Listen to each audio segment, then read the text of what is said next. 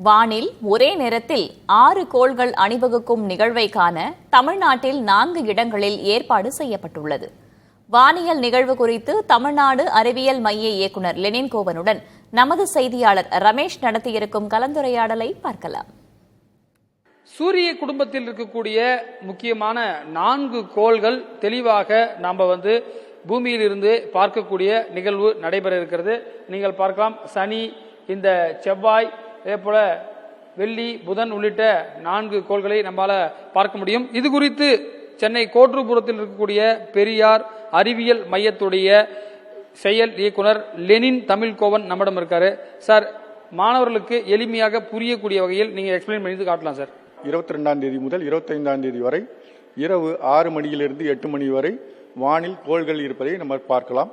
என்னென்ன கோள் எப்பப்ப தெரியும் அப்படிங்கிறத நான் உங்களுக்கு சொல்றேன்.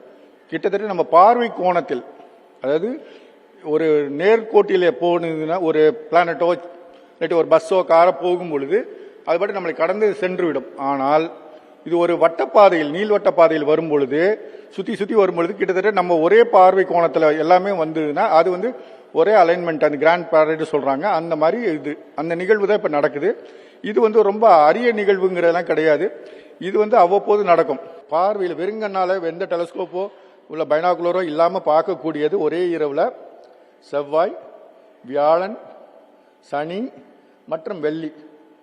இந்த புதனும் செவ்வாயும் ரொம்ப நேரம் நம்ம காத்திருக்கணும். இது சூரியன் மறைஞ்ச உடனே மறைஞ்சிரும், உடனே பார்க்கணும். இது கொஞ்சம் லேட் ஆகும் வெளியில கண் பார்வைக்கு தெரியறதுக்கு. மற்றபடி சாதாரண பார்வையிலேயே நம்ம ஐடென்டிஃபை பண்ணக்கூடியது 3 முக்கியமான கோள்கள்: சுக்கிரன், சனி, வியாழன்.